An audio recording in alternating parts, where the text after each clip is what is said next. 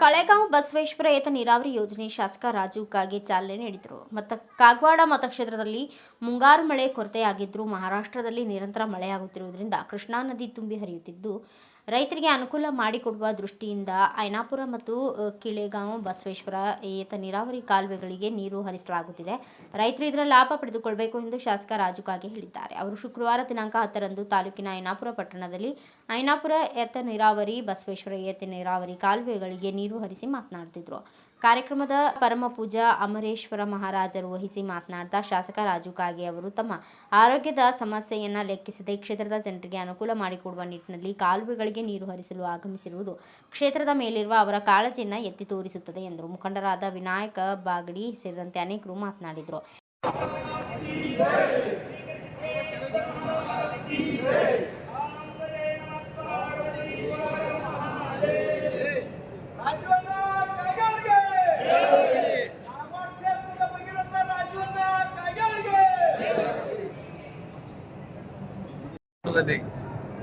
ಇದು ಮೊದಲನೇ ವಾರದಲ್ಲಿ ಈ ಯೋಜನೆ ಪ್ರಾರಂಭ ಆಗಬೇಕಾಗಿತ್ತು.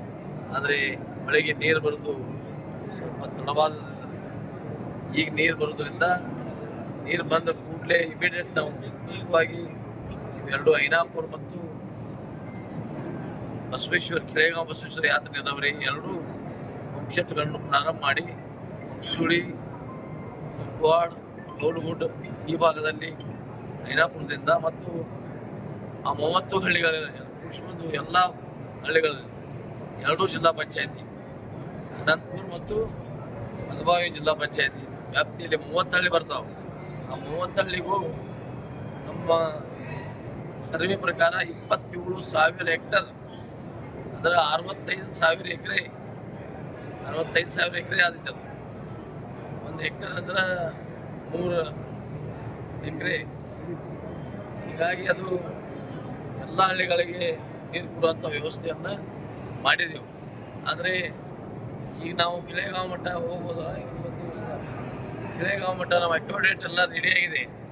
ಮುಂದೆ ಸಹಿತ ನಾವು ಎಲ್ಲ ಅಕ್ಯುಡೇಟ್ಗಳನ್ನ ಕೊಡಿಸುವಂಥ ಕಾರ್ಯ ಮಾಡ್ತಾ ಇದ್ದೀವಿ ದಿನನಿತ್ಯ. ನಮ್ಮ ಇಂಜಿನಿಯರು, ನಮ್ಮ ಕಾಂಟ್ರಾಕ್ಟರು ಈಗಲೇ ಪ್ರಾರಂಭ ಮಾಡಿದ್ದಾರೆ. ಕೆಲವು ಅಡೆತಡೆಗಳು ಬಂದಿದ್ದಾವೆ. ನಾವು ರೈತರ ಜಮೀನುಗಳಿಗೆ ಇನ್ನೂ ಕಾಂಪೆನ್ಸೇಷನ್ ಕೊಟ್ಟಿಲ್ಲ. ಇನ್ನೂ ಅಲ್ಲಿ ಸ್ವಲ್ಪ ಮನೆಗಳಿದ್ದಾವೆ, ಕೆಲವು ಬಾವಿಗಳಿದ್ದಾವೆ, ಕೆಲವು ರೈತರಿಗೆ ಕಾಂಪೆನ್ಸೇಷನ್, ಕೆಲವು ರೈತರ ಅಡೆತಡೆಗಳಿದ್ದಾವೆ. ಅಷ್ಟೆಲ್ಲ ಭಾಳ ಸುಶಿಕ್ಷಿತವಾಗಿ ಸಮಾಧಾನದಿಂದ ಯಾವುದೂ ತಂಟೆ ತಕರಾರು ಆಗಂದನ ಸುಶಿಕ್ಷಿತವಾಗಿ ಮುಗಿಸಿ ಮುಂದಿನ ದಿನಮಾನಗಳಲ್ಲಿ ಅಲಹಾಬಾದ್ ಬಳೆಗಿರಿ ಬೆಟ್ಟ ನೀರು ಕೆಲವೇ ದಿನಗಳಲ್ಲಿ ಕೊಡುವಂಥ ಕೆಲಸನೂ ಮಾಡ್ತಾ ಇದ್ದೀವಿ. ಸ್ವಲ್ಪ ತೊಂದರೆ ಐತಿ, ರೈತರ ಸಮಾಧಾನದಿಂದ ನೀರು ಬರ್ತಾವೆ ಎಲ್ಲರಿಗೂ. ಆದರೆ ಅಲ್ಲಿ ಆ ಕೈಯಾಗ ತಮ್ಮ ಕಾನೂನನ್ನು ತಗೊಂಡು ಯಾವುದೂ ಅಡೆತಡೆಗಳನ್ನು ರೈತರು ಮಾಡಬಾರ್ದು.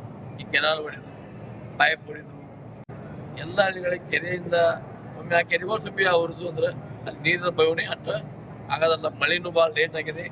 ಮಳೆಗಾಲ ಎಲ್ಲ ಕಡೆ ಮಹಾರಾಷ್ಟ್ರದಲ್ಲಿ ಮಳೆ ಆಗಿದೆ. ಮಳೆ ಎಟ್ಟ ಬಂದೈತಿ, ನಮ್ಗೆ ಮಳೆ ಎಲ್ಲಿಯೂ ಆಗಿಲ್ಲ. ಯಾವ ಹಳ್ಳಿಯೂ ಮಳೆ ಇಲ್ಲ, 1 ಇಂಚು ಮಳೆ ಇರಲಿಲ್ಲ. ನೆಲ ತೊಯ್ಯುವ ಮಳೆ ಆಗಿಲ್ಲ.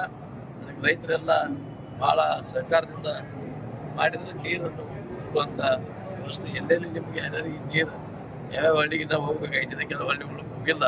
ಅವು ಸಹಿತ ಮುಂದೆ ತಲೆಮಾನದಲ್ಲಿ ಯೋಚನೆ ಮಾಡಿ ಸರ್ಕಾರದಿಂದ ಅನುದಾನವನ್ನು ಬಿಡುಗಡೆ ಮಾಡಿಕೊಂಡು ಅವನು ಮುಗಿಸುವಂಥ ಕೆಲಸವನ್ನು ಮುಂದೆ. ಇನ್ನೂ ಎಷ್ಟು ಅನುದಾನ ಬೇಕು ರೀ ನಮಗೆಲ್ಲ ಪೂರ್ಣ ಆಗಬೇಕಾದ್ರೆ?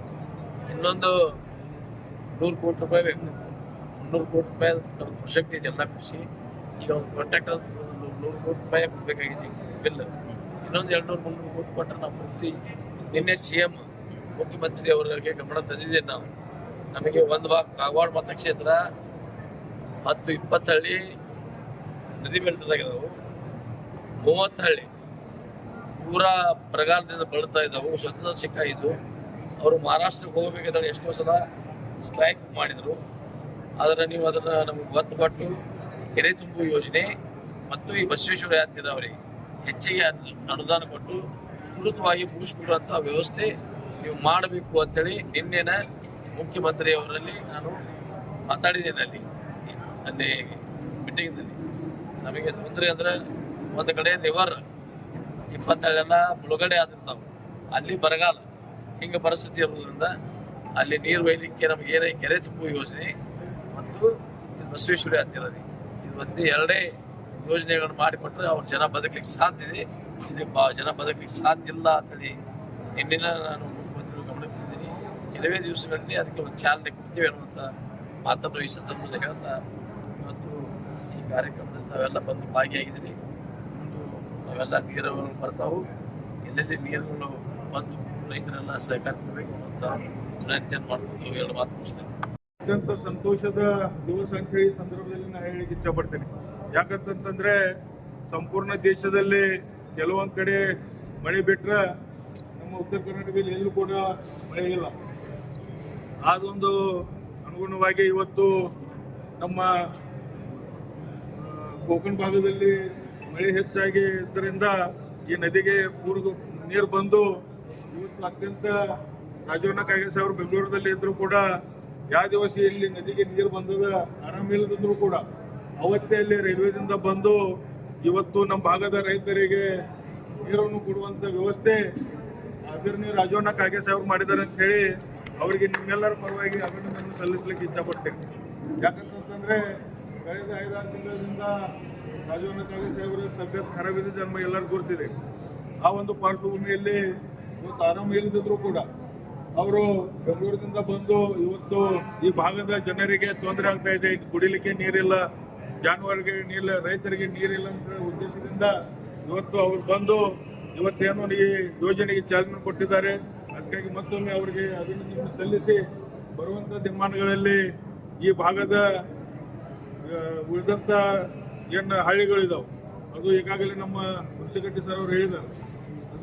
ಈ ವೇಳೆ ಮುಖಂಡರಾದ ಸಂಜಯ್ ತಳವಳಕರ್, ಶಂಕರ ವಾಗ್ಮೋಡೆ, ವಿನಾಯಕ ಬಾಗಡಿ, ಶಿವಾನಂದ್ ಗೋಲ್ಬಾವಿ, ರವಿ ಗಾಣಿಗೇರ್, ಅರುಣ್ ಗಾಣಿಗೇರ್, ಸಂಜಯ್ ಕುಚನೂರೆ, ವಸಂತ್ ಅಕ್ಕೋತ್, ರವೀಂದ್ರ ಪೂಜಾರಿ, ವಿನಾಯಕ್ ಕಾಂಬ್ಳೆ, ನೀರಾವರಿ ಇಲಾಖೆ ಅಧಿಕಾರಿಗಳಾದ ಪ್ರವೀಣ್ ಹುಣಸಿಕಟ್ಟಿ, ಪ್ರಶಾಂತ್ ಪೋತ್ದಾರ್, ಬಸವರಾಜ್ ಗಲಗಲಿ, ಮುತ್ತು ಕೊಕಟನೂರ್, ವಿಠ್ಠಲ ಕೊಕಟನೂರ್, ಗಾಯತ್ರಿ ಕನ್ಸ್ಟ್ರಕ್ಷನ್ಸ್, ಕೆ ನಾಗೇಶ ಸೇರಿದಂತೆ ಅನೇಕ ಮುಖಂಡರು ಉಪಸ್ಥಿತರಿದ್ದರು.